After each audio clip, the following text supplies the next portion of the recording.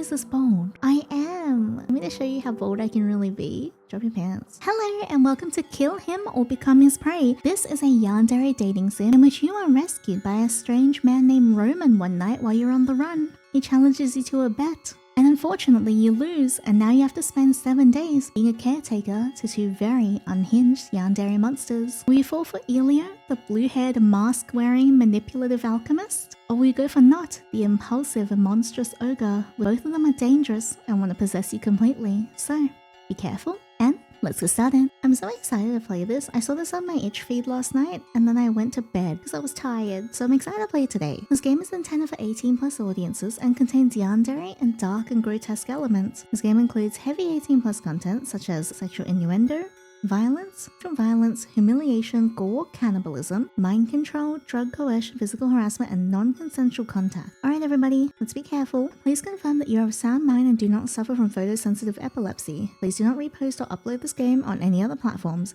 The only official platform is itch.io. The sound of rain. Fast, heavy, and relentless. Heavy, chaotic panting. Footsteps. Chasing. And I'm running. Irritating. It's so damn irritating, though I normally don't mind the sound of rain. I stagger forward, clutching a cheap bottle of ale I brought from the street corner, stumbling down this godforsaken dark alley. The cheap liquor tastes sour and bitter, like swallowing broken glass. But it's cheap. 3 copper coins for a bottle. Drink it and you get dizzy for a while. Get dizzy and you can forget for a while. 3 coins to buy myself a brief escape from this shitty reality. The night is deep and the air has turned bitterly cold. With no umbrella, I run aimlessly through the pouring rain like a drowned rat. No destination, no home to return to. Only rain streaming down my face. The footsteps behind me are getting closer. Crap. I pick up my pace. And so do they. I break into a run, and they do the same. This godforsaken alley twists and turns like a black intestine in the rainy night with no end in sight. It's so dark here I can't see my own hand in front of my face. I must have knocked over something unlucky. The sharp pain in my knee feels like some gentleman just gave it a vicious whack with his cane. But I can't stop. I remember the guy last month who couldn't pay his debt. They broke his legs and dumped him in the gutter. He floated there for 3 days before anyone fished him out. Okay, I'd rather that not happen to me. I'm still young. I don't want to go to hell with a face beaten into a pulp. That would be far too undignified. I run until my lungs burn like fire. Until the curtain of rain blurs into a blinding white haze. Until, shit, dead end. God must really find my existence an eyesore. I stand in front of the tall wall, my face pale as paper. Walls on 3 sides covered in dead, withered vines that look like countless twisted snakes in the rainy night. The footsteps behind me stop. What else can I do? I can't exactly bash my head into the wall. I turn around and reluctantly, forcing a smile that even I know deserves a punch. 3 men block my path. I actually recognize the one in front. When I had money, he treated me like an honored guest, practically ready to shine my shoes. Now that I'm in trouble, he shows up with a short club ready to take my life. Hey, long time no see. You're looking well. I greet him casually, but inside I've gone ice cold. Run. Why'd you stop running? Because there is a wall behind me. You know exactly how much you owe, right? Or do I need to calculate it for you? How do you plan to repay this debt? Hey, hang on, I think I've seen this scenario in a spicy game once. Go ask Satan for it. I feel like if I click that I'm gonna die, but go ask Satan for it. Go ask Satan for it. I've got nothing here. Maybe hell has better financials. You. Oh, your face is turning green like a shamrock on St. Patrick's Day. I was planning to be nice, but it looks like you don't want the courtesy. He takes a step forward. 12 shiny silver coins add 3 days of interest. I'll be generous and round it to 20. What? Why add 8 coins just for 3 days? The man grins. Because I feel like it. Screw you. Wasn't it 3 silver coins per week? Your interest rate is worse than any card shark at the table. Oh, you actually know about this? Did your old man teach you? Don't mention him. Just hearing about that dead old man makes my blood boil. Seeing this, the man laughs even more mockingly. What? Wasn't that old ghost quite the big shot when he was alive? Even called himself the gambling king. I heard when he died, you didn't even have money to collect his body. I clench my fist hard. My nails dig deep crescents into my palm. It's ironic. And it's the truth. Your old man lost the house, pawned your mother's jewelry, stole what little savings you had. And in the end, he even threw away his own life, right? You seem to know a lot, huh? Everyone around here knows. The gambling king left in such a hurry he didn't even leave you any money. Look what you've become. Weren't we the generous ones who gave him a proper funeral? I heard you never even visited his grave once. I bite my lower lip and glare at him, trying my best to look indifferent. What would be the point? He's not coming back. He laughs, and the two men behind him laugh too. I take a step back, pressing my back tightly against the stone cold wall. Freezing rainwater trickles down the cracks in the stone, slipping into my collar. The man steps closer, the short club tapping lightly against his palm. Tap, tap. A father's sins are passed down to his children. That's the law of the gods. Your father was a gambler, and so are you. Wait, hang on. Sleeping like a dead dog on wooden boards during the day, acting like a big shot at the gambling table at night. Darling, the world isn't that kind. Or do you have another way to repay us? His gaze slides down from my face to my chest, to my waist, and then back up again. Ew! Sliding like a slug crawling across skin. Ew! A chill runs through me and it has nothing to do with the rain. You know, you're not bad looking. Spend a few days drinking with us in this dirt. With you? You mean spend time with a half-successful hybrid between a pig and a human? Or the gentleman that God made when he realized he was better at shaping potatoes and just sent you off to the assembly line anyway? Jesus. Chinese insults always hit so different. Oh, darling, you must be joking. You bitch. You dare insult me? Fine. You're not getting away today. He raises his hand. I instinctively squeeze my eyes shut. It's over. This time I'm really going to hell. Look at me. Drenched like a drowned chicken, knees still throbbing, face probably still smeared with dirt from slamming into the wall. Showing up in front of the devil looking like this, he'd probably think I'm applying for a janitor position, but the devil's summons never came. What the hell is this? He freezes. He stands behind me, eyes wide, mouth hanging open like he's seen a ghost. Is it a sexy ghost? The other two freeze as well. I follow their gaze and turn around. Holy shit, that wall! The stone wall covered in dead vines. It split open. No, not cracked. It opened.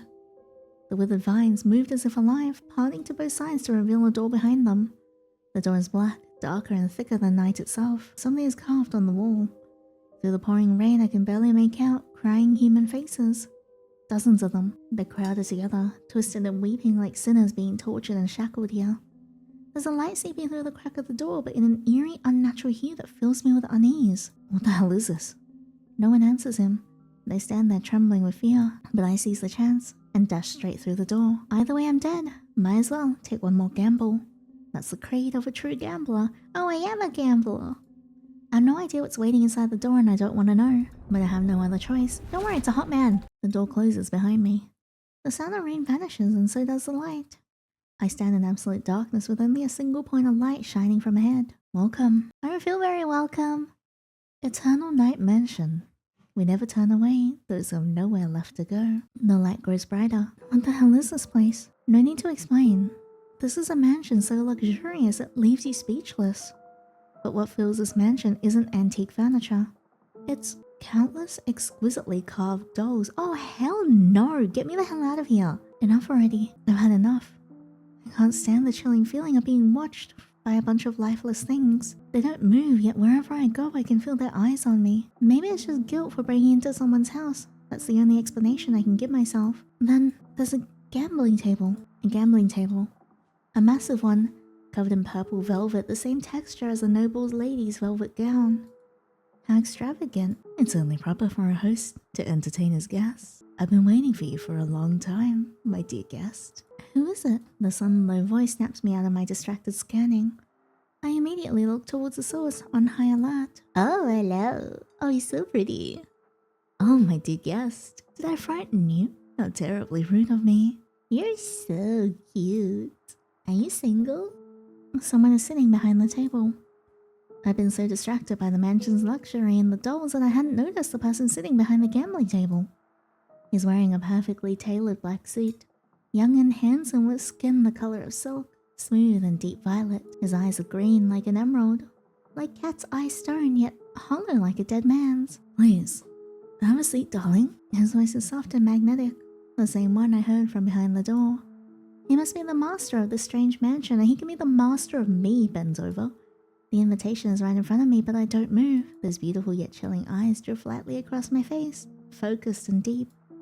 All I feel is a wave of cold. He's definitely not an ordinary person. In that instant, I regret stepping into this mansion. He watches me and I watch him, a delicate balance hanging between us. Whoever loses patience first loses. The standoff lasts a moment and then he blinks. Forgive my rudeness. It's perfectly normal to feel uneasy when you've just arrived. Allow me to introduce myself. I am Roman, master of the Eternal Night Mansion. Eternal Night Mansion? You're soaked through. Yeah, you bet I am. I mean, what? Please, sit. Let's talk. Would you like something to drink? I have an excellent wine. Far better than that 3 copper coin ale you're carrying. 12 silver coins plus 9 in interest. That was a casino down by the docks. Correct. That owner is quite inhumane. He loves going back on his word and hiding cards up his sleeve. You were truly unlucky to lose to him. How do you know?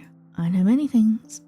For example, he leans forward. His green eyes pounce like a wolf's, locking into mine. Your father died at the gambling table because he won too happily. His heart decided to retire early and handed the paperwork on the spot. And you gamble because it lets you forget this miserable reality, even though you don't actually enjoy gambling. Who the hell are you? Perhaps everyone knows about that rotten old man. After all, half the city laughed when he dropped dead at the table. But how does he know I gamble to escape this damn reality? Inside, I stare at him even harder. Who exactly are you? Roman, master of this mansion. His expression is perfectly natural. No cracks visible, yet something is clearly hidden beneath that smile. You know that's not what I'm asking. Darling, information isn't traded so cheaply. What do you want from me? Even though he's genuinely polite, the kind of bone-deep, flawless courtesy, I should like to see another bone that's deep. Every word he speaks is like a scalpel, slicing precisely into the parts of me I never dare to show anyone else. The soft spots, the corners. I don't even dare look at myself. He casually picks them out and lays them bare in the broad daylight. Facing such a difficult opponent, I begin to lose patience. Roman lazily lifts his gaze, still wearing that intrigued smile. I simply wanted to chat with you. Look, your clothes are already dry, but maybe you still feel cold. I look down and touch my hair. Somehow my entire body is completely dry. Would you like a glass of warm mulled wine? To get yourself warm, my guest. He smiles gently, gaze perfectly courteous like the ideal host. All I feel is irony. 1 minute ago I was accusing him of being a stalker. The next he's playing the perfect host. Honored guest. Me, debt-ridden pauper. I tug at the corner of my mouth and point at myself, then at the mansion, laughing bitterly. Look at your mansion. Then look at me. We don't belong together at all. I'm standing here looking like this. Even your dolls would have nightmares. It was wrong of me to break in. I sincerely apologize to you and your dolls. But now, I think it's best if I leave. Roman acts as if he hasn't heard my refusal. He nods thoughtfully to himself. So that's what you're worried about. What a kind person you are. Kind. Me, gambler. Before I can even process how ridiculous that word sounds applied to me, he continues. If my dolls were so rude, I would certainly discipline them properly for you. You can discipline me. But if you sit nicely and chat with me for a little bit, I'll pay off your debt and give you enough gold coins to last a lifetime. He says it lightly without blinking, as if the gold that could buy my life is nothing more than pebbles he can toss aside. Only one thought remains in my head. This guy's definitely not right in the head. Exactly how much money do you have? Roman raises an eyebrow, rests his chin on his hand and begins thinking seriously. I never counted exactly, because there's so much that this entire mansion couldn't hold it all. Alright, there's no need to break an arm or jerking yourself off. Having said that, he completely ignores my utterly shocked expression and smiles, blinking playfully. If you agree, all of this wealth can be yours. You're not joking with me, are you? We don't even know each other. Who said I'm giving it to you for free? Oh man, alright, what do you want in return? Bends over. Look in front of you, darling. This is a gambling table. I speak fast, staring at him in confusion. You want to gamble with me? Nah, bad idea. You need never gamble with the devil, or whatever this guy is. Exactly. I've never seen that card in my life. He produces a deck of cards out of thin air and begins shuffling. The cards move as if alive, flipping, leaping and falling, as if invisible hands are controlling them. Shall we? If you win, I'll pay your debt, see you out and give you a sum of money. If you lose, I don't gamble, and I've got no money to give you. I never said I wanted your money. Oh great, here we go. If you lose, you stay. For the next 7 days, you take care of 2 rather troublesome individuals.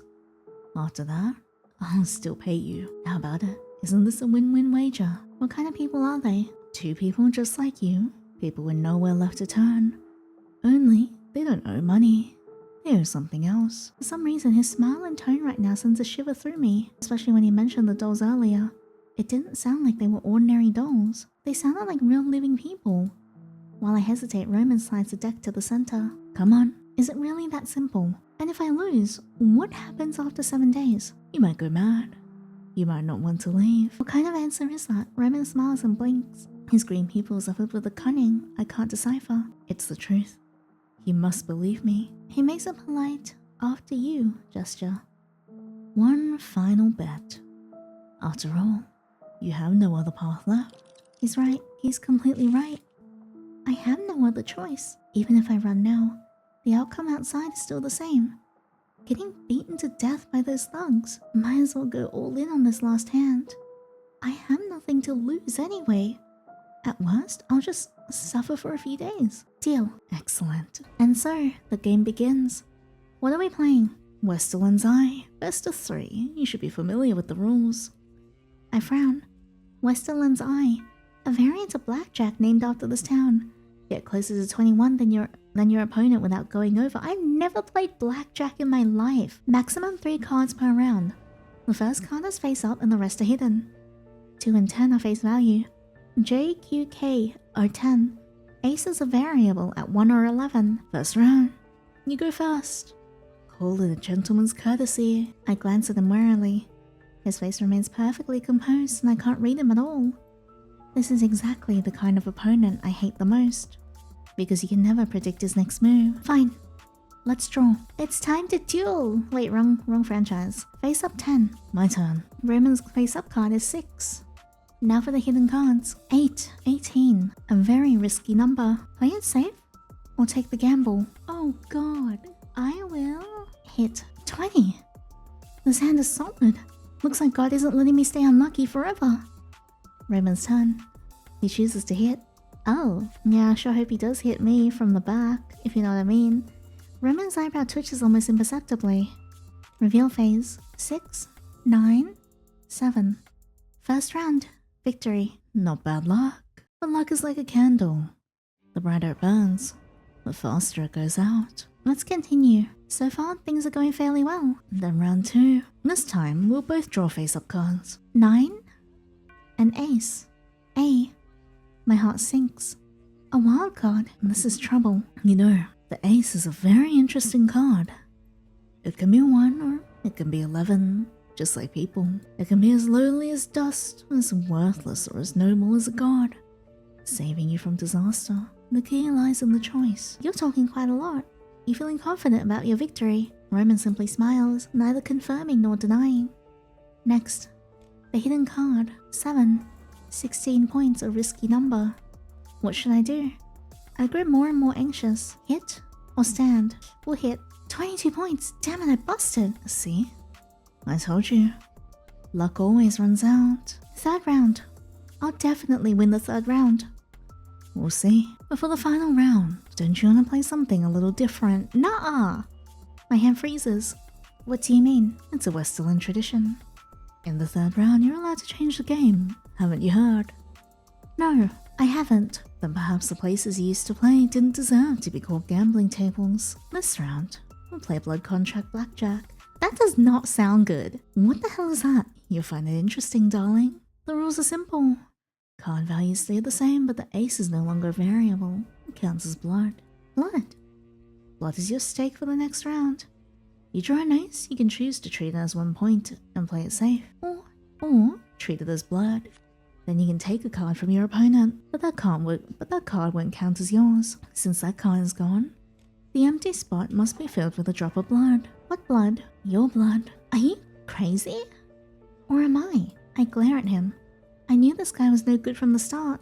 Of course not, darling. I believe I already told you. Everything has a price. So this is a trap all along. Before I can even reply, the card's already dealt in front of me. This guy didn't give me any chance to hesitate at all. I bite my lower lip hard, but there's nothing I can do. After all, once the game has started, you can't quit halfway. Plus, it's not my style anyway. 7 and a queen. Queen, that means 10. Next, the hidden card. 18. A relatively safe card. But since Roman changed the rules, there must be something tricky going on. But I can't see it yet. I press a hand to my forehead, feeling a headache coming on. Hit? Judging by your expression, looks like a fairly safe card. So, Safe also means mediocre. Did your father ever teach you what to do in a situation like this? Starting the mind games already. Looks like your hand is stuck in an awkward spot too. Why so nervous? This is just my way of entertaining you. I can even tell you directly. My hand is 18. My headache just got worse. What the hell is this guy playing at? Oh, your cards are written all over your face, you know? It's practically shouting, I've got 18. By the way, this is your last round. If you don't win against me, the contract still stands. What I said was that you have to win against me. We all agree. A tie is not a win. I'm left speechless and can only swallow my frustration. 18 points, same as me. Is this some kind of scheme? Well, I can't stop now. If I don't draw another card, it's basically surrendering. Oh, he could be lying. I reach towards the deck. An ace. Is this fate? Am I destined to form some cursed blood contract with this guy? So how should I treat it? I live to entertain. Treat it as a blood contract. I reveal the ace. As you wished. Roman raises an eyebrow in approval. Very good. I'll take this card. 4. Good. This one isn't mine. Pardon me? He slowly stands and takes my hand. What a beautiful hand. His hand. Cool and slender and beautiful. The hand cradles mine. The knuckles are distinct, bones elegantly shaped like a masterpiece sculpted with painstaking care. Yet that icy touch has already burned itself into my skin. It's not the temperature a living person should have. And then, oh, hello. Oh, he's so hot. Did he just bite my finger? He bites down on my fingertip. The moment I feel the soft touch of his lips, I almost yank my hand back. But he holds it tightly, giving me no room to move away. Sorry. His voice slips out between his lips, muffled. I know it's just coaxing, yet it makes my heart beat even more wildly. His breath brushes across my knuckles, warm and moist, creating a strange contrast with the coldness of his lips and teeth.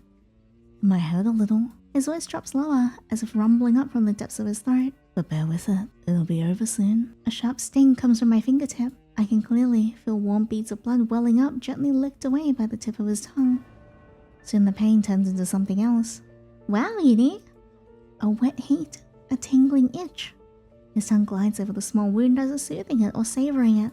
The tingling crawls from my fingertips upwards, making my heart flutter. My whole body trembles, but I can't pull my hand away, nor would I want to. The lines of the contract begin spreading from my fingertip, glowing with the faint red light, slithering like living things towards my wrist. Roman continues biting, his tongue deliberately slow and tracing along the pad of my finger. The movement is so slow as if declaring something. He lets out a low chuckle. The contract is now in effect, darling. Those hollow, dead-looking green eyes now hold a hint of light, satisfaction and possession. Something I can't quite read. Something that sends a chill down my spine. I'll cherish this drop of blood. Yeah, I'm sure you will. I yank my hand back sharply. Shame and anger burn my ears red, and even my fingertips are trembling. But he holds on tightly as if he knew I would try to pull away. Let go of me! Roman leans back in his chair with a teasing smile. There, don't be mad. So, what will this drop of blood become? He uses the drop of blood to replace the card I took. The blood transforms into a new card, a 5, and the total he reveals is far lower than mine. I won. Roman raises an eyebrow lightly and claps slowly, looking utterly relaxed. Congratulations. You won. Okay, now what? But something feels off. I feel a burning heat on the back of my hand. I look down. The blood-red patterns on the back of my hand are still there, glowing faintly. What kind of trick did you pull? Roman blinks with exaggerated innocence. What are you talking about? What did I do deliberately? Aside deliberately lose? He pauses. Or do you think I deliberately tricked you into forming a contract? What the hell is this? You better explain it clearly. Roman continues wearing that faint smile. I already told you it's a blood contract. It's a simple contract that makes you belong to me for a short while. Furious, I slam my hands on the table and stand up. You cheated! Darling, how could something I told you about from the very beginning be called cheating? This is called strategy. Just a little trick. You're simply too kind and too naive. He smiles and licks his lips as if savoring the taste of my blood. From the moment you stepped through that door, you already belonged to me. 12 silver coins. 7 days of work. None of that matters. What matters is what you owe me now. Isn't money. Then what is it? It's you. Oh, I mean, if you wanted to go on a date with me, you could have just asked. He stands up, walks around the gambling table and stops behind me, placing his hands lightly on my shoulders. He leans down and speaks softly. Then you'll understand everything, including why I knew you would come here. Roman pats my shoulder. With just that pat, a white apron suddenly appears in front of me. All I can do is bite my lip in humiliation. desperately trying to hold on to the last shred of my dignity. But dignity flew out the window the moment I put on that apron, and it didn't even look back. Come on, the door's over there. Man, what choice do I have? Nothing. Don't forget to take the meat. And don't forget to fulfill their wishes as much as you can. I'll take your meat. And if I forget or make a mistake, oh, then you might get eaten by them. Great. Fine. I've officially become a nanny. God sure has a great sense of humor. And so, here I stand in this corridor. Yeah, the onboarding was immediate. The moment I put on this little white apron, I became an official employee. No orientation, no probation period, not even a welcome ceremony. All I have is a note from Roman tucked into my pocket. This is probably the most half-assed onboarding process I've ever experienced. I don't know what that says. I can't read Chinese. A note from your honorable master Roman. On the left lives the ogre Nott. He likes to be abused and feeds on flesh. What the hell? I don't want to do that. On the right lives Elio. He has no face. Literally no face. Never mention that. Don't let them like you too much, but don't let them hate you too much either. You'll get eaten. Great. What kind of friendly reminder is this? It was clearly a death threat in disguise. The candlelight flickers in the wall sconce, and before me are two doors. The iron door on the left is covered in rust. The wooden door on the right is carved with delicate patterns. I take a deep breath. Which way? Let's go... Ooh, okay. Let's go to... Elio first. I turn to the right. The wooden door is carved with intricate patterns, vines and flowers and tiny birds. But upon closer inspection, the bird's eyes are closed and all of them are open. I take a deep breath and push the door open. Hello? The room is bathed in warm yellowish candlelight. This is nothing like the monster cage I had imagined. Bookshelves and workbenches and countless bottles and jars. The air carries the scent of herbs, mixed with something sweet and undefinable. This looks more like the study of a great scholar. If that scholar didn't happen to have a hobby of pickling people in jars, he did the what? Oh, hello. A tall, slender figure in black stands with his back to me in front of the workbench. His shoulders are sharp and elegant, waist impossibly slender, ooh, so I can grab it. Long red and blue hair cascades loosely with a few strands of unusual color curling at the ends. He seems to be adjusting some potions, twirling test tubes between his fingers with the grace of someone playing a harp. Honestly, I ignored the fact that this is the monster's mansion. I think I'd stumbled upon some nobleman's young master playing at alchemy. I take a step forward and the door creaks. He doesn't turn around. You're here. His voice is soft, like silk gliding across the blade. Wait, what kind of weird metaphor was that? Why did my brain come up with something like that? This place is probably so eerie that even my imagination is getting inappropriate. It was inappropriate from the start? Oh my god, he's so cute. He sets down the test tube and turns around. A mask. White porcelain. Smooth. Forever wearing a gentle smile. There are no eye holes, only two shallow indentations and curved slits. Candlelight flows across the porcelain like water over stone. Honestly, this thing would probably fetch a good price at the market if buyers didn't mind it being worn on a monster's face. Not gonna lie, that would probably increase the price. And I can feel him looking at me. Through that mask, something is staring at me. Like a cat watching a mouse, like a casino boss eyeing someone who owes him money. Are you the new keeper? Obviously, only someone as pathetic as me would end up in a place like this. Roman finally sent me someone interesting. Oh, you're so gorgeous. You're so cute. You're so cute. He walks over to me. His steps are light, the hem of his robe whispering across the floor. He steps right in front of me, close enough for me to see the fine stitch-like patterns around the edge of the mask. So close I can smell him, sweet and cloying like flowers. No, like sugar. Like tea with far too much sugar. One sip and it's overwhelmingly sweet. Don't be afraid. I'm not some terrible villain. Aww. He reaches out, fingertips lightly brushing my chin. Not grabbing, but cradling as if examining a newly acquired piece of porcelain. Nice eyes. The color of your pupils. Interesting. What are you looking at? Admiring your beautiful eyes. I feel like you want to gouge my eyes out for potion ingredients. Oh, that's not a bad suggestion. I might consider it. I've never used someone else's eyes in my potions before. Perhaps I could create a unique illusion. Roman would probably like that. What good would poisoning me do you? None. Really. Observing people is a habit of mine. You can see so much in a person's eyes. Some people's eyes are empty, others are full. You. He leans closer, so close that our breaths intertwine. I instinctively want to step back, but there's nowhere else to go. I can't move, even though he has no eyes. The gaze feels heavy, pinning me in place.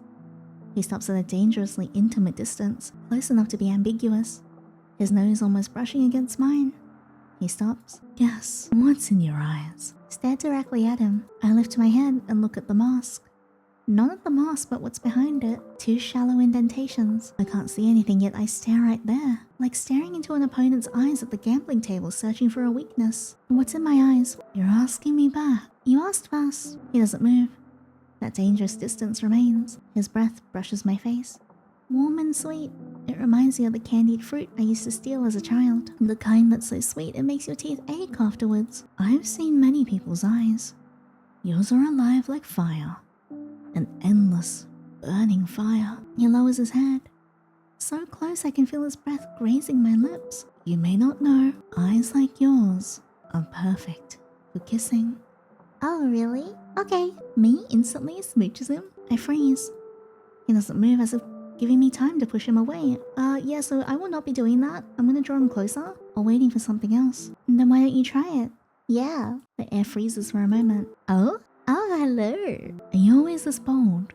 I am. Do you want me to show you how bold I can really be? Drop your pants. Darling, he grips my neck, his thumb gently rubbing up the side. Do you want me to kiss you that badly, or... He tightens his grip slightly, fully holding me in his palm. Have you already fallen for me without realizing it? But unfortunately for you, I only desire an obedient, well-behaved test subject.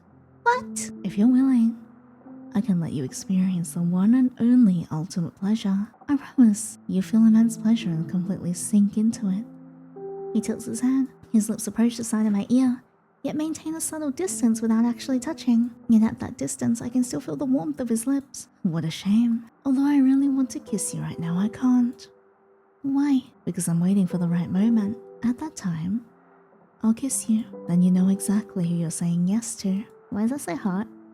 He straightens up and creates some distance, but his hand remains on my shoulder, not pressing, just resting there. Elliot extends his sharp fingertips and gently rests them at the corner of my eye. You know, I've seen many people, afraid people who are scared, who close their eyes, angry people who glare, and desperate people who cry. But you're actually looking at me, not at the mask, but at me. I'm curious. Aren't you afraid?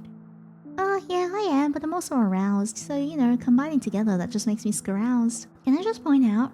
Damn, that's like wide open. I wonder if that's like an extra part of the clothing, or does he have like markings on his chest? You're not a ghost. Why would I be afraid of you? You're not afraid of me. You said earlier that hurting me wouldn't benefit you. What if I told you it would? Would it? Yes, there would be a benefit. For example, I could tell you why you came here. For example, I can also tell you why you're addicted to gambling even though you don't enjoy it. How do you know that? Because your eyes told me. He turns and walks back into the workbench, picking up a crystal bottle. Do you want to know? He holds the bottle up to me and tilts his head. Perfect. I need a volunteer. He offers the bottle to me. Drink it. It'll be quick. Volunteer? Aren't I just supposed to be the nanny? Roman's letter didn't mention anything about being a lab rat. Perhaps he reminded you that you need to obey me. Sure, I'll do anything you say, Niels. What's the difference between a volunteer and a nanny? You take care of my mood and I use you for experiments. A fair trade. Each of us gets what they need. What kind of fair trade is? Drink it for me. His voice is still soft, but there's something extra in his tone. Not a command, but an anticipation.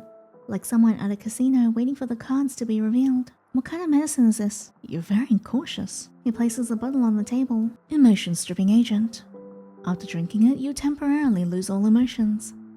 They'll return after half an hour. Any side effects? You feel more exhausted than usual afterwards. You might have nightmares, but you won't die. Oh, wonderful, the bare minimum. He tilts his head. Are you relieved after knowing? Why do you need me to do this? Because I'm researching the relationship between memory and emotion. He picks up the notebook and flips through several pages covered in dense writing. When people have emotions, their memories distort. Too much fear and they misremember. Too much joy and they exaggerate. But without emotions, the memory is pure. He closes the notebook and walks over to me. I need someone without emotions to verify a set of data.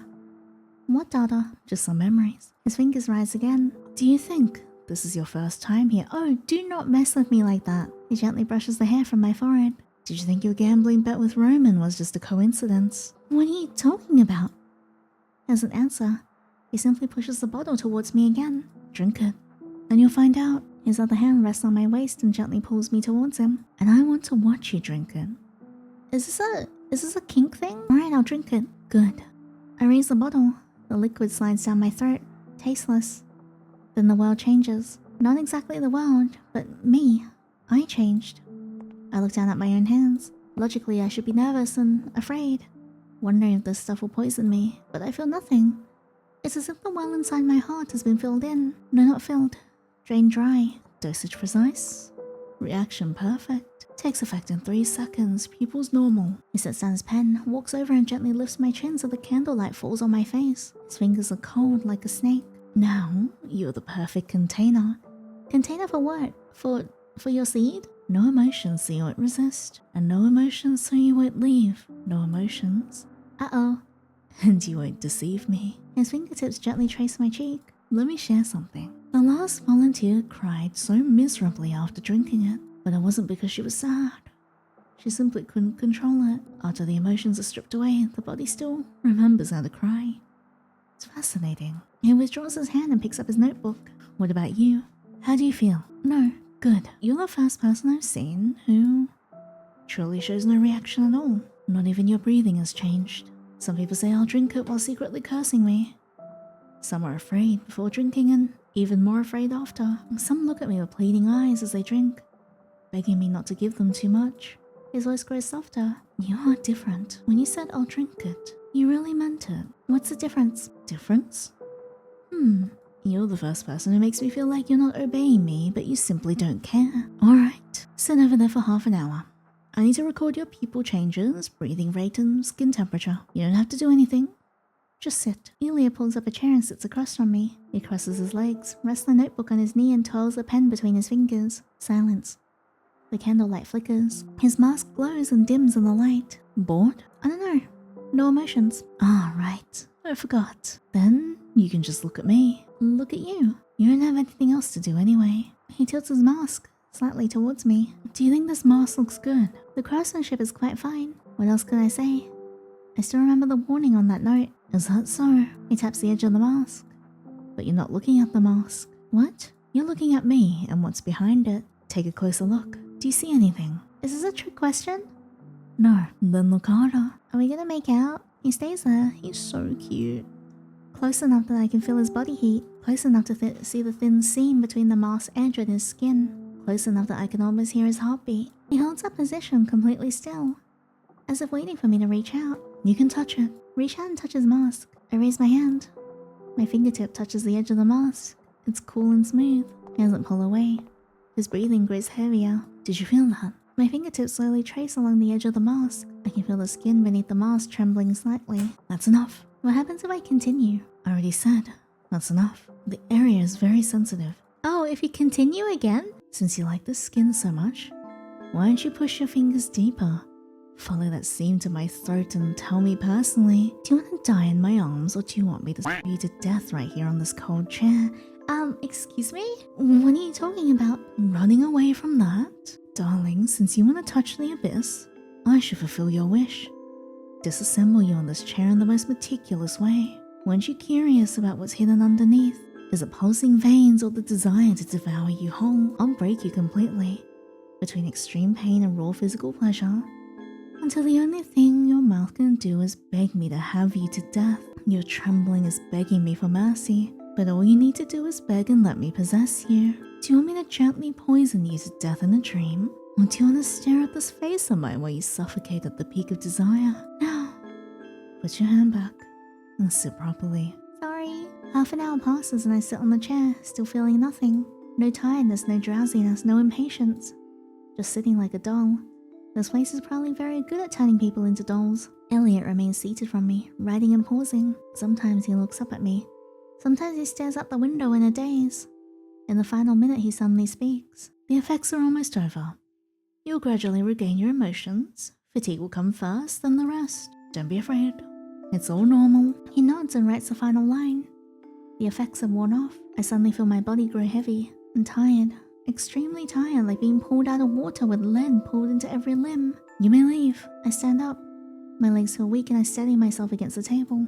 Will you come tomorrow? Yes. Good. See you tomorrow. I walk to the door. Tomorrow, you can touch my mask again. I will slowly strip away your pride. I want to hear you scream and beg in this room. Watch you covered in marks that won't wash off, completely defiled. Then I'll lock you in the deepest darkness, where you can only look at me. Wow, what a freak. Oh, I love him though. I don't think we can go back to Elliot. I've already been there today. Alright, so the only choice is now to go to Nott or down the corridor. So we'll go left and then I might see if I can go back and pick any extra choices and see if we get anything. I push open the iron door. At that moment, a damp smell mixed with rust and the scent of a beast hits me full in the face. Oh great, the room's stinky. The room is very dark. Only a single flickering oil lamp hangs on the wall. I stand at the doorway for a long moment before my eyes finally adjust to the room. I hold the raw meat I just took from the kitchen and take a step forward. In the corner, a massive figure seems to be curled up. It hears my movements and stirs. I don't even have time to react. He's already lunged forward and pinned me against the wall. Oh, the scent. Oh, hello. Oh, he's so pretty. Oh, he's so hot. Hello. I know I'm in danger, but also, I'm in danger. It's a face that's hard to describe, but not ugly. Actually, he's unexpectedly handsome. But his skin isn't soft like a normal person. It's hard and grey ceramic plates. Red blood lines snake across it like cracks, somewhat horrifying. He's abnormally tall and powerful, his breath blasts hot and wet against my skin. Oh, such a good smell. He's so close. He starts sniffing from my cheek, slowly moving across my earlobe and down my neck. He's also very pretty and his teeth are dangerously sharp. Just how I like it. I can feel his teeth pressed against my throat. One hard bite and... But he doesn't bite, he only smells. He smells my neck, my hair, my collarbone. Like a beast that's been starving for a long time and has finally found food. I'm gonna lose it. I'm gonna lose it. I'm gonna lose it. What do? I don't dare move at all, my whole body is frozen. Nott stares at me, his dead white eyes overflowing with regret. No, eating you now would be such a waste. I can't eat you. He seems deeply conflicted. I seize the chance and shove him away with all my strength. Oh, so cute. Why did you push me away? Because you're about to eat me. Also, you are adorable. He looks angry. Are you afraid of me? He takes a step forward. I have nowhere left to react. Behind me is the cold wall. If you're afraid of me, why did you come in? Another step. And then he's back in the same position as before. I'll have him in a different position in a second, if you know what I mean. His massive shadow completely engulfs me. His white pupils swell with killing intent and thirst and hunger. He really will eat me. I hope in a sexy way. I didn't. If you're not afraid of me, then why did you push me away? His breath hits my face. Hot and carrying the scent of blood. Speak. I'm here to deliver food. Deliver food. He looks down at the plate on the floor, the raw meat still dripping with blood. Then he looks back up at you, the anger in his eyes turned to confusion. You came to feed me. Yes, Roman sent me. You're not gonna hit me. No? Why would I do that? What? Just delivering food and not hitting me.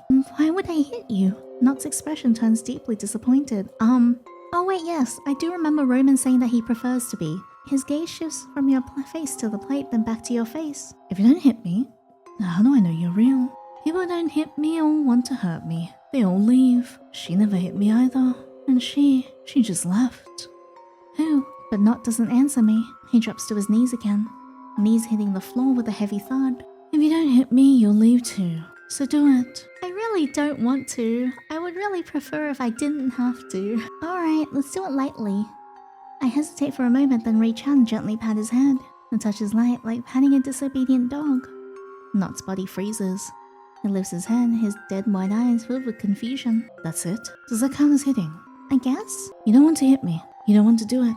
I can smell it. You don't want to, but you feel like you have to. If you don't do it, I don't know what to do. When you touch me so gently, I really don't know what to do. You're not being sincere. Why do you think that? He doesn't answer. He snatches the meat from my hand and starts eating it himself, no longer looking at me. I squat in front of him, still holding the meat. He sees it, but he only eats the piece in his own hands, chewing mechanically. I turn and leave. As I leave, I glance back once more. He's curled back into the corner and doesn't look at me again. Which way? Alright, okay, let's go back. And we'll do the middle one. I do feel bad though. And then we'll see if it gets us any more dialogue. I raise my hand. Nott doesn't dodge. He even lifts his face slightly. Ow! I slap him across the face. A crisp smack echoes through the room. His face snaps to the side, a red mark blooming across his ceramic skin. His breathing stops for a moment. Do it again, please. Just one more. His eyes are red as he stares at me, lips trembling. Oh great, the freak likes it. Yep, he really does like it. I'm kind of trembling in excitement a gambler in a tavern feels when he finally gets the winning hand. Another, harder this time. He lets out a muffled groan and lurches forward but doesn't fall. He braces himself on his knees, panting. I like it so much. Your scent changes when you do it. It becomes so sweet. It's so sweet, I like it so much. He raises his head and looks at me. My face is reflected in his dead white eyes, and nothing else. Want more? Do you want me to hit you? Nott nods. Too bad. I'm not indulging you anymore. Be good and I'll satisfy you. Really? I never lie. But you have to tell me, why do you want me to do this? Because if you do that, you won't leave. And if you hit me, you're real. Not fake, not a dream. You won't disappear. People who don't hit me always leave. She didn't, so she left. If you do it, you won't leave, right? Will you do it again? His voice is cautious, like a dog that's been kicked many times finally seeing someone squatting down, wanting to reach out and pet it but afraid it might bite. We'll see. Okay. Nott is still kneeling there. His breathing slowly steadies. The marks on his body gradually fade. Typical of a non-human creature, I suppose. His eyes fixate on the meat. His throat bumps but he doesn't move closer to eat. He's hungry, but he's waiting for me to speak, I know it. I squat down, pick up the meat from the plate. Blood drips through my fingers. Open your mouth. What? He tilts his head uncertainly. I said, open your mouth. Nott's body begins to tremble. His eyes redden with desire. Not that way. I mean, usually I mean it in that way, but this time I'm just trying to give you food. His lips part slightly, hot breath misting out. Thirst explodes in his eyes and he desperately suppresses it. Honesty, anticipation, craving, and affection. All of it transforms into hunger. He obediently opens his mouth. I carefully bring the meat to his lips, secretly afraid he might suddenly bite down and take revenge for what I did earlier. His lips touch my fingertips, but he doesn't bite. Instead, his slightly dry lips gently kiss my fingertips, soft and ticklish, completely different from his rough appearance. He begins to chew. His pale eyes stare at my fingers, my exposed skin and my face. He chews slowly as if savoring a rare and precious delicacy. I want to eat. I want to eat so much. Is this your taste? No, that's not right. You're alive. Oh, great. An unhinged yandere that wants to eat me. Your blood should be boiling hot. You must be 1,000 times more delicious than this worthless meat. Oh my god. Your fingers down my throat. Even if you tear my throat apart, it's fine. I want to feel you stirring inside me. I want you to feed me roughly until I'm full, or let me tear you apart piece by piece and swallow you down. Can I swallow you down in a nicer way? I want you to choke me, pin me to the wall and... Oh dear. I don't know if I can say this. In this video anyway. I want you to choke me and pin me to the wall and f*** senseless. I want that pure mouth of yours to spit the filthiest words. I want to see your beautiful hands plunge into my ruined flesh and stir wildly.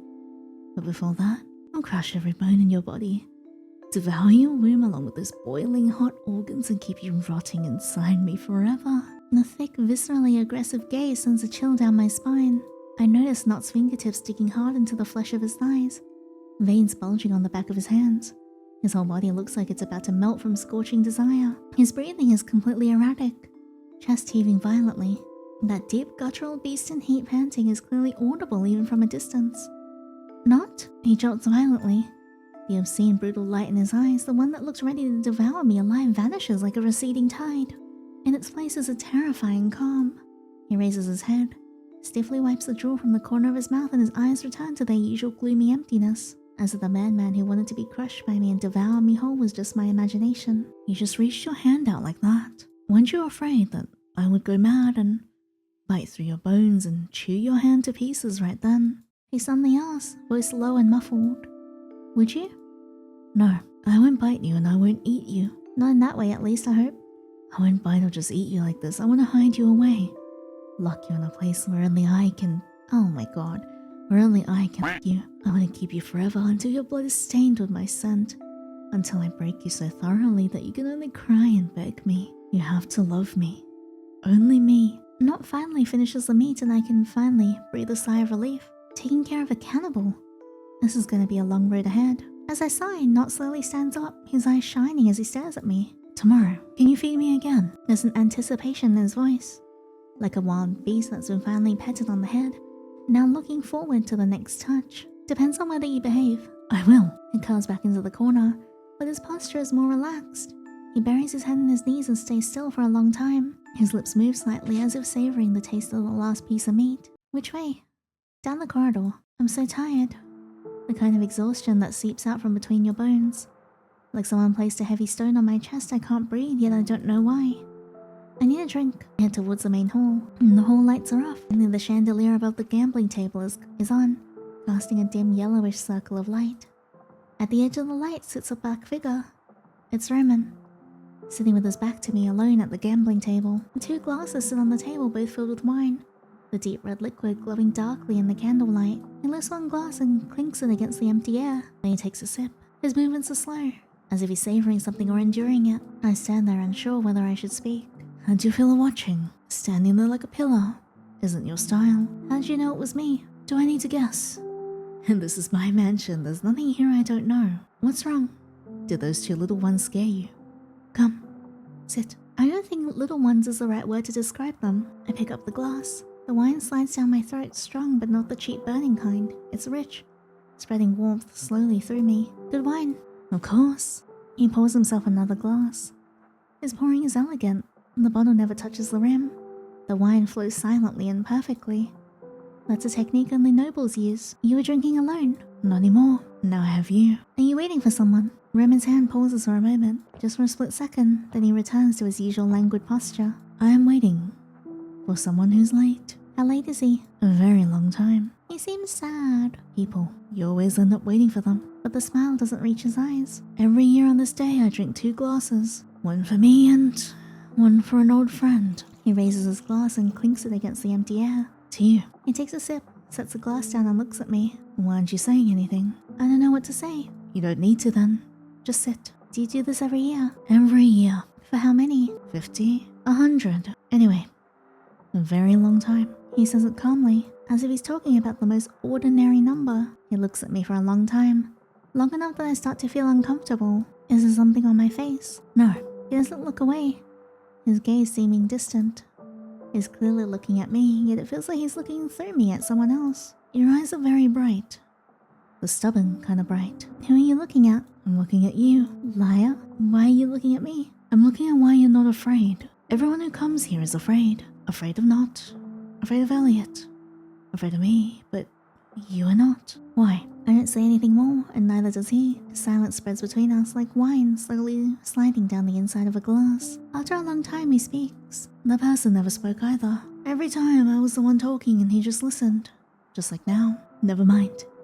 Let's not talk about that. He stands up. I thought he was leaving, but he only walks behind me. His hand rests lightly on my shoulder. He doesn't pat it, but just rests it there.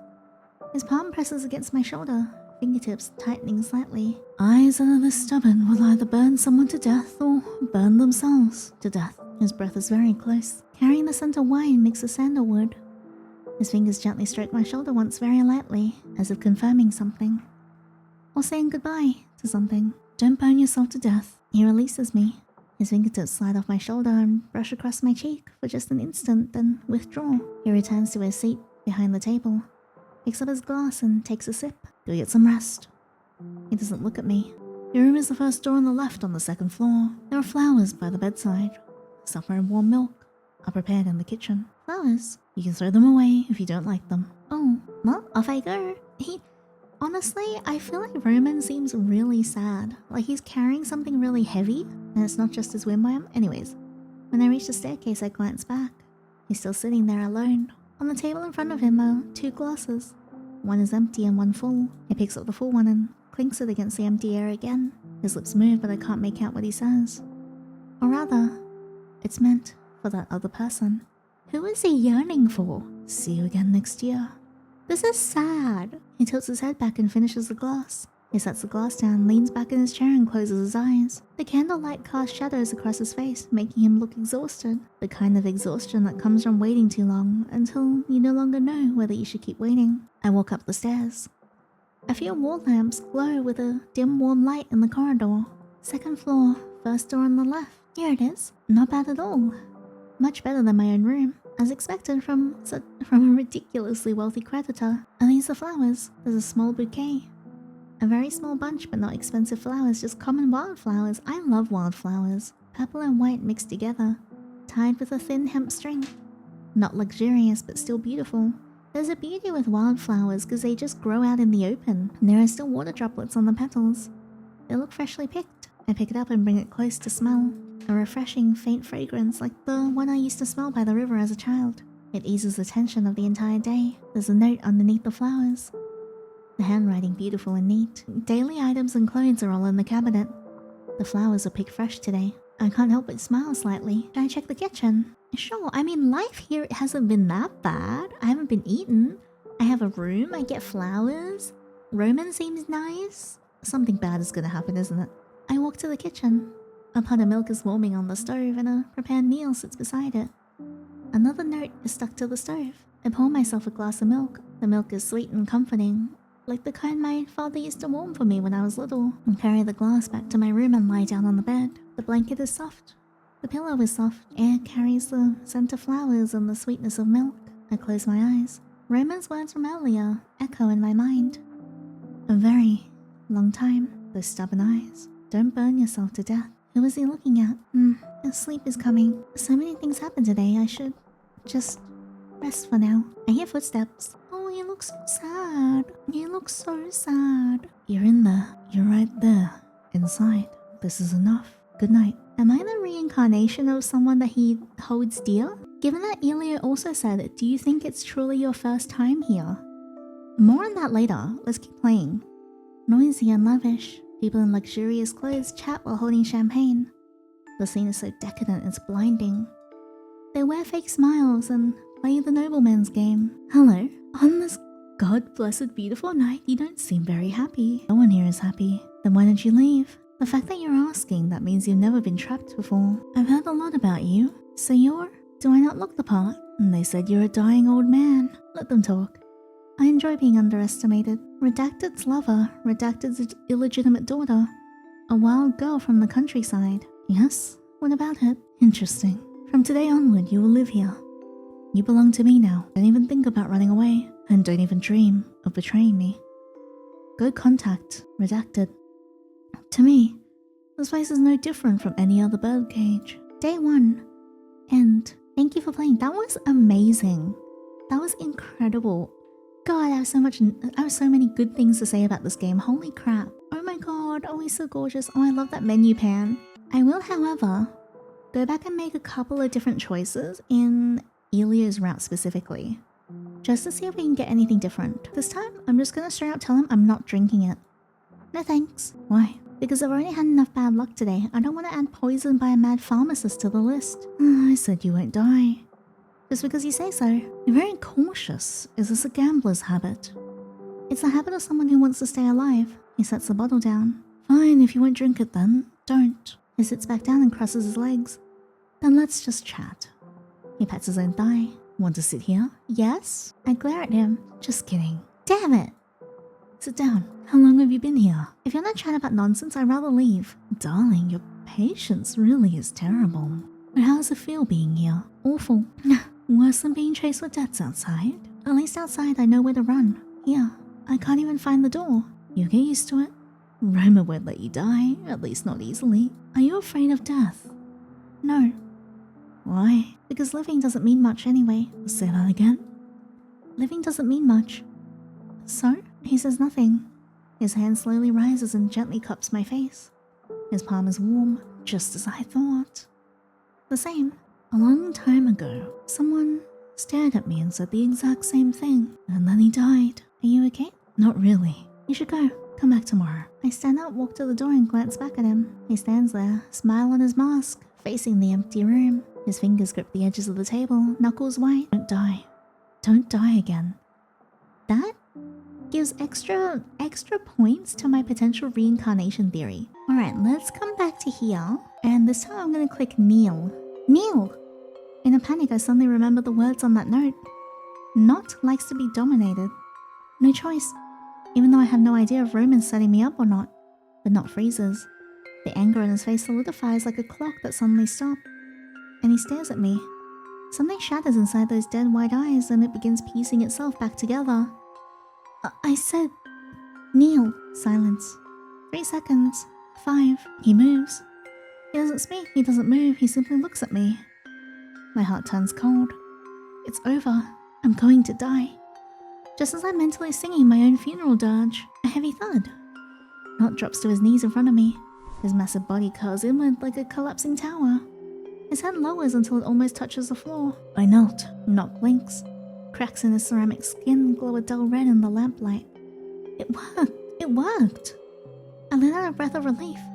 Thank God. At least Roman still has a shred of conscience. He didn't send me to die immediately. Next is feeding time. I pick up the piece of meat I accidentally dropped. Luckily it landed in the basin and isn't dirty. I still blow on it, inspect it carefully to make sure there's no dust, and look at Nott. He must have caught the scent of blood in his throat bulbs. You. Shut up. Did I say you could speak? Nott's body goes rigid like a beast being choked by chains. His eyes fixate on the meat. Then back to you. Back and forth. Back and forth. Do you want it? He looks away again. What? If you have something to say it. You. Can you hit me? Set some rules first. Fine, but you have to follow my rules. You can smell me, but you have to ask first. You can ask me to hit you, but you have to kneel first. Understood. His lips move slightly. Breathing growing heavier, chest rising and falling violently. Understood. Now, punishment. Nott's pupils suddenly contract. Not fear, but in anticipation. Man, he really is a freak. His voice is so low it sounds like a breath. Oh my god. I did not realize we could do this option if we're just, mean to him from the get-go. I walk to the wall and take down the whip, though I have no idea why there happens to be one there. I turn around, Nott still kneeling in the same spot. He doesn't move, but his eyes, those dead white eyes, are fixed on what's in my hand. His pupils dilate, breathing growing heavy and rapid. Yes, that's the one. Oh my god. He doesn't dodge. He even straightens his back and offers me his shoulder. I bring it down. The sound of flesh splitting open. Nott lets out a muffled groan. A dark red line seeps through the ceramic skin. Oh my god, okay, he's like super into it. He's absolutely loving this. That's so much. I love it so much. One more. Just one more. Oh dear. His breathing turns ragged as if someone's choking him, then letting go. But what you hear is actually him laughing. A low, suppressed laugh rumbling up from the depths of his throat. You're so sweet. Your scent has become so sweet. He pushes himself up, something burning inside those dead white eyes. I want to kill you right now, devour you, make you melt into my flesh forever. Enough. The reward ends here. But Nott doesn't move. His gaze grows even more dazed. You know, everyone who hit me died. What? They all died. I ate them. After they did it, they stopped, they ignored me, and then they disappeared. But you won't do that, right? Why? Because when you hit me, your scent didn't change. People who are afraid of me taste bitter. People who are angry taste sour. You're different. When you do it, your scent stays sweet. And that's why you're real. Nott still kneeling there, breathing slowly steadies. The marks on his body gradually fade. Alright, and then it just goes back to the other ending that we had for his main route. Which is where he just eats and says a bunch of strange stuff to us. Alright, one more thing I want to test, because some of the other choices didn't do too many major changes. What happens if I stay still? I don't move. He waits for a moment. Nott, you're not gonna touch? No. Why? Because I think you want me to. I don't want to do what you expect. So stubborn. Makes me want to break you completely. Since you refuse to touch, I should use hypnotic incense to melt you into the chair and watch you break until your mind can only cling to me and beg me to possess you forever. He picks up the pen again but doesn't write. Half an hour passes. I sit in the chair, feeling nothing. No tiredness, no drowsiness, no impatience. Elio remains seated across from me, writing and pausing. Sometimes he looks up at me, sometimes he stares out the window in a daze. In the final minute he speaks. The effects are almost over. You'll gradually regain your emotions, fatigue will come first and then the rest. Don't be afraid, it's all normal. He nods and writes the final line. The effects are worn off. I suddenly feel my body grow heavy, and then he tells us to leave. Alright, over here, what if we say no? No, again. But refusal is your right, darling. I walk to the door. Unfortunately, in front of the switch I planted in your mind, your will is worthless. Just a little longer, baby, once it's fully adjusted. You will come back for the rest of my life, and you can only rot in my medicine cabinet And then I'll blend your cries into the most beautiful antidote in the world. Jesus! Which way? Well, we're gonna load again. What happens if I go, we'll see. We'll see. See what? Whether I still feel like being a lab rat tomorrow. And then I'll pray that you do. See you tomorrow. Okay, it doesn't say anything interesting if we pick we'll see. Alright. Okay, what if we stop after we've been touching? His voice sounds a little hoarse. He grabs my wrist and presses my hand back into the armrest. Half an hour isn't up yet. Don't cause trouble. He doesn't let go of my hand. He simply holds it, sitting beside me. Well, at least he keeps holding our hand, which is cute. Well, that is my full playthrough of day 1 of Kill Him or Become His Prey. I hope you guys liked that. This was incredible. I think I need to chuck another game into my top 10 because I really enjoyed this. I think it's just the lore and the premise of this is so incredibly rich. Not to mention that both Nott and Elio are very handsome and very good looking. Both of them definitely being my type because I feel like because Elio almost reminds me of the mad scientist type like Devour, who I really like, and Nott is just, you know, my very, very favorite dark-haired, exhausted, tortured looking man. So I'm very excited to find out more about them. I'm actually really interested about the MC's relations with all three of these, so Roman, Elio, and Nott. Something that Elio said that really intrigued me was, do you think this is really your first time here? And then Nott mentioning like someone who used to be here and then left, specifically referring to a she. And Roman saying that he is waiting for someone, but refers to him as a he. But then, interestingly, he has a flashback in which him and a character with a femme silhouette speaks. And he implies that everyone seems to think that you are just an old man. And then the person with the silhouette says, let them think that. I don't mind being underestimated. So I'm wondering if that is actually the person that he is waiting for. And that is also the person that Nott is referring to. And then, strangely enough, I wonder if we are the reincarnation of her. Because she is technically dead from what I remember. If we really are the reincarnation, it would explain why Elio says, oh, do you really think it's your first time here? And also explain Roman's actions towards the end where he puts his hand on your room and says, you're in there and that's enough. Which definitely implies that they have met us before or they know us. So yeah, I'm genuinely wondering, do we actually know these people and are we just a new version of someone that they used to know? I think another thing that supports this theory in particular is also that them saying that, like, you know, the meeting between us and Roman was like, you know, preordained and destined to happen, and implying that as well. But yeah, I mean, I could be wrong. I could be reading the cards wrong. They could just be excited because I'm not a reincarnation, but I'm just very similar to that person that they miss. But yeah, we'll find out more in the next couple of days when they release. But yeah, I adored this. I think Elio's character is incredibly interesting. I really like the concept of, I guess, a monster with like no face, and he paints something on to make himself seem more comforting to people. But I love his overall look. I think he's absolutely gorgeous. I can't wait to find out more about him, his reasonings, why he's doing these experiments, and what kind of person he's really like. I also love that on the Yandere scale, he is unhinged. Like, this man is insane. Same with Nott as well, but Nott, however, driven by impulses and, like, you know, urges and like emotional stimuli, whereas I feel like Elio is very, very calculative about the way that he goes about his behavior towards you, which I think is, like, in a way, like, significantly scarier. It doesn't make, like, Nott blameless or anything when he does anything bad. Rather, it's like, I feel like characters who choose to act the way that they do and choose to plan and be manipulative and awful are always very interesting to dissect in fiction and in narrative. Personally for me, it'll be really keen for me to see his machinations and what he does. And Nott, on the other hand, also very, very excited to see what his past is and how he became like that. It seems like he has a lot of, like, I guess, like, emotional urges and impulses that are calmed with certain like physical sensations. Like, I'm wondering how we're going to approach that with him and how everything is going to go. I do feel really bad though, because he seems to have been conditioned into accepting a certain form of stimuli as a way to calm down, and I do feel sorry for him in that way. Yeah, definitely very, very excited to learn more about him, and of course about Roman as well, and his past with the person that he is yearning for. Anyways, thank you so much for playing through this with me. I hope you guys enjoyed this as much as I did. If you did, please leave a thumbs up and subscribe so you don't miss out on the next one.